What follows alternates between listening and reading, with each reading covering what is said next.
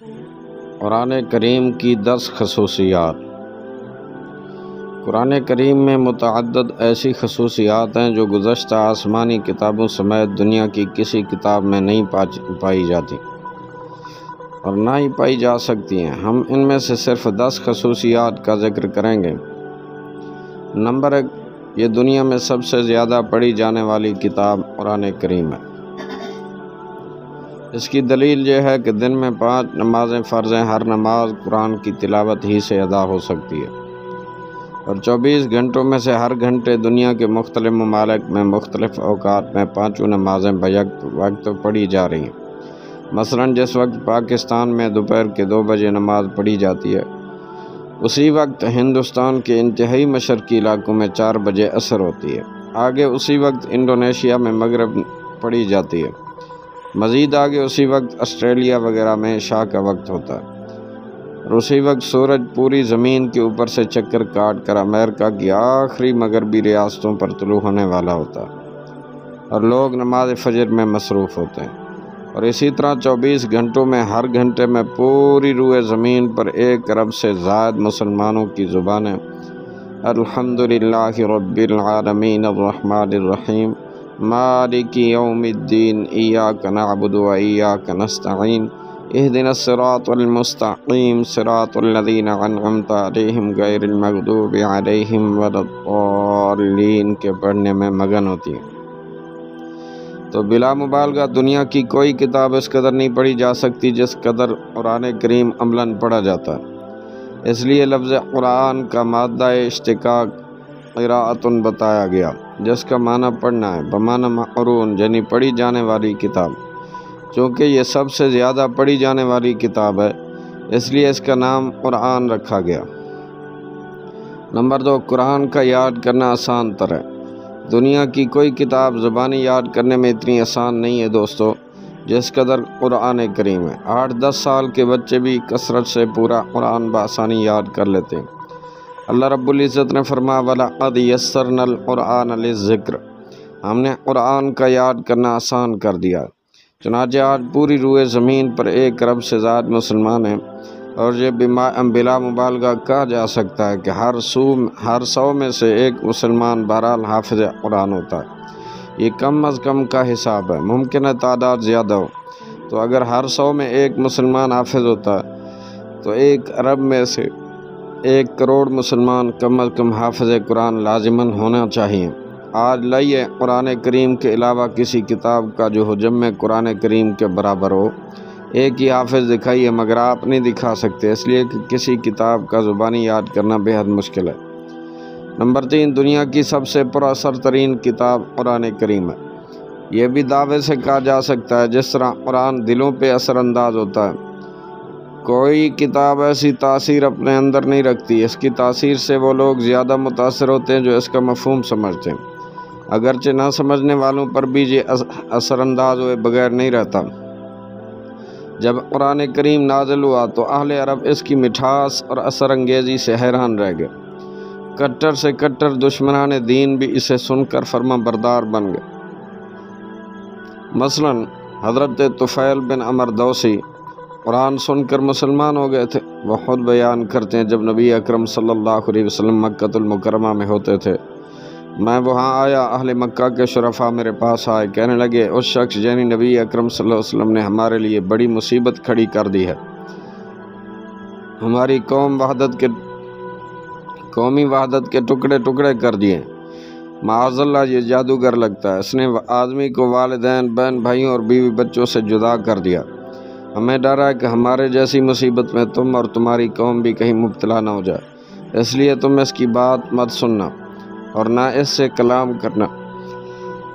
حضرت طفیل بن عمر فرماتے ہیں باوجود کہ میں خود ایک اچھا شاعر تھا، مگر میں نے تہیہ کر لیا کہ نبی اکرم صلی اللہ علیہ وسلم سے کچھ کلام کروں گا، نہ بات سنوں گا۔ میں نے اپنے کانوں میں روئی ٹھونس لی تاکہ آپ صلی اللہ علیہ وسلم کی آواز مجھ تک نہ پہنچے۔ چنانچہ میں حرم شریف میں آیا جہاں آپ صلی اللہ علیہ وسلم کعبۃ اللہ کے قریب کھڑے تھے، میں بھی وہاں جا کر کھڑا ہو گیا۔ اللہ تعالیٰ نے آپ کی کچھ آواز مجھ تک پہنچا دی، میں نے محسوس کیا کہ وہ بہت اچھا کلام ہے۔ میں نے اپنے آپ کو ملامت کی کہ تو ایک اچھا شاعر جو اچھے اور برے کلام میں امتیاز اور فرق کر سکتا ہے، لہذا میں نے فیصلہ کیا کہ مجھے آپ کا کلام سننا چاہیے۔ اچھا ہوگا تو مان لوں گا، برا ہوگا تو چھوڑ دوں گا۔ میں انتظار میں رہا۔ جب آپ صلی اللہ علیہ وسلم نماز سے فارغ ہو کر گھر کو چل دیے تو میں آپ صلی اللہ علیہ وسلم کے پیچھے گھر جا پہنچا۔ میں نے جا کر عرض کیا، اے محمد صلی اللہ علیہ وسلم، آپ کی قوم نے آپ کے متعلق مجھے ایسی ویسی باتیں بتائی تھیں اور انہوں نے مجھے اتنا ڈرایا کہ میں نے کانوں میں روئی ٹھونس لی، مگر اللہ نے مجھے آپ کا کچھ کلام سنائی دیا جو مجھے بہت پسند آیا۔ آپ صلی اللہ علیہ وسلم مجھے اپنا مزید کلام سنائیے۔ آپ نے مزید مجھے قرآن کریم کی چند آیات سنائی۔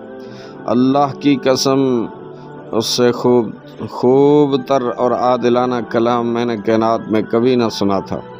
میں فی الفور اسلام لے آیا اور حق کی شہادت دی۔ اسی طرح دوستو، حضرت عبداللہ ابن عباس رضی اللہ تعالیٰ عنہ فرماتے ہیں کہ عمر فاروق رضی اللہ عنہ بھی چند آیات قرآن پڑھ کر ایمان لے آئے، سن کر ایمان لے آئے۔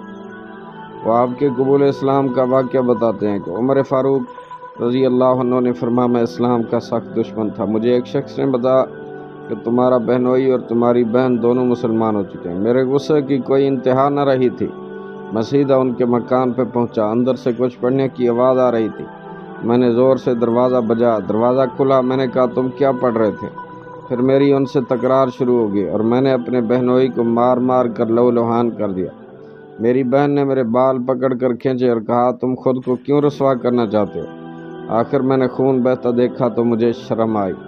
میں نے کہا، مجھے وہ کلام سناؤ جو تم پڑھ رہے تھے۔ بہن نے کہا، وہ پاک کلام ہے، اسے پاک ہاتھ ہی چھو سکتے ہیں۔ اگر تمہاری نیت سچی ہے تو پہلے غسل کرو۔ میں نے غسل کیا اور آ کر بیٹھ گیا۔ میری بہن چند اوراق لے کے آئی جن میں یہ تحریر تھی، طٰہٰ ما انزلنا علیک القرآن لتشقیٰ الا تذکرۃ لمن یخشیٰ تنزیلا ممن خلق الارض والسماوات العلی الرحمن علی العرش استویٰ لہ ما فی السماوات وما فی الارض وما بینہما وما تحت الثریٰ۔ ہم نے یہ قرآن آپ پر اس لیے نہ اتارا کہ آپ مشقت میں پڑ جائیں، مگر یہ ڈرنے والوں کے لیے نصیحت ہے۔ یہ اس رب کا اتارا ہوا ہے جس نے زمین اور بلند آسمان بنائے۔ اس خدائے رحمان نے عرش پر استوا فرمایا، اور اسی کے لیے ہے جو کچھ آسمانوں اور زمین میں ہے اور ان کے درمیان ہے، اور جو گیلی مٹی کے نیچے ہے۔ حضرت عمر فاروق رضی اللہ عنہ فرماتے ہیں، میں اس سے آگے بھی چند آیات تھیں جن کو سنا، اس کلام کی ہیبت میرے دل میں سما گئی۔ میں نے کہا، کیا اس کلام سے قریش دور بھاگتے ہیں؟ وشرح اللہ صدری للاسلام، اللہ نے میرا سینہ اسلام کے لیے کھول دیا۔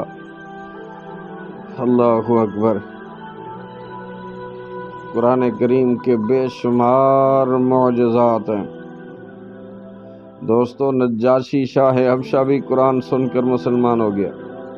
عروہ بن زبیر سے روایت ہے، جب جعفر طیار رضی اللہ عنہ اور ان کے ساتھی ہجرت کر کے حبشہ پہنچے، قریش نے پیچھے عمارہ بن ولید، عمر بن عاص کو بھیجا، جنہوں نے جا کر نجاشی سے کہا، آپ کے ملک میں کچھ لوگ آئے ہیں جن کا نیا دین ہے اور وہ فساد برپا کرنے والے ہیں، وہ آپ کے ملک میں تباہی لے آئیں گے۔ ہم آپ کے خیر خواہ ہیں، بتانے آئے ہیں کہ وہ عیسیٰ ابن مریم کو خدا کا بیٹا نہیں مانتے۔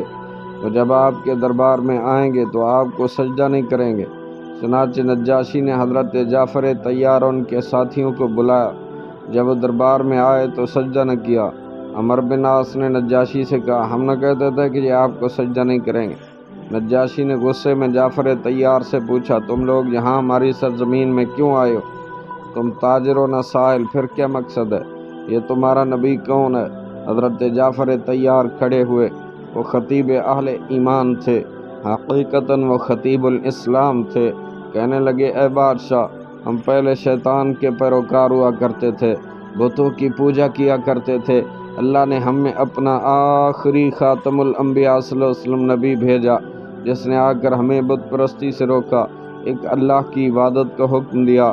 ام المومنین سیدہ ام سلمہ رضی اللہ عنہ فرماتی ہیں، جعفر طیار نے یہ بھی کہا ہم ایک جاہل قوم تھے، بت پرستی، قطع رحمی، مردار خوری، لوگوں کی حق تلفی ہمارا شیوا ہوتا تھا۔ اللہ نے ہم میں سچا رسول صلی اللہ علیہ وسلم بھیجا جنہوں نے ہمیں ان باتوں سے منع کیا، ہماری قوم ہمارے خلاف ہو گئی۔ نجاشی کہنے لگا تمہارے نبی صلی اللہ علیہ وسلم پر جو کلام اترا ہے یارو اس کا کچھ حصہ ہمیں سناؤ۔ حضرت جعفر طیار رضی اللہ عنہ نے سورہ مریم پڑھنا شروع کی۔ نجاشی اور اس کے پاس بیٹھے ہوئے پادریوں پر گریہ طاری ہو گیا۔ وہ اتنا روئے کہ ان کے سامنے پڑی ہوئی کتابیں بھیگ گئیں۔ نجاشی کہنے لگا اللہ کی قسم، جو کلام موسیٰ علیہ السلام پر اترا اس میں اور اس کلام میں ذرا برابر فرق نہیں، جو کلام عیسیٰ علیہ السلام پر اترا اس میں اور اس کلام میں ذرا برابر فرق نہیں۔ ایک اور صحابی جو مہاجرین حبشہ میں شامل تھے وہ فرماتے نجاشی نے کہا اگر امور سلطنت درمیان میں حائل نہ ہوتے تو میں خود چل کر محمد عربی صلی اللہ علیہ وسلم کے پاس جاتا اور ان کی نعلین مقدس کے بوسے لیتا۔ دوستو یہ سارے واقعات دلائل النبوت کے اندر موجود ہیں اور بھی بے شمار کتب کے اندر یہ واقعات موجود ہیں۔ کوئی شخص پڑھنا چاہتا ہے تو ان کتب کا ضرور وہ مطالعہ کرے۔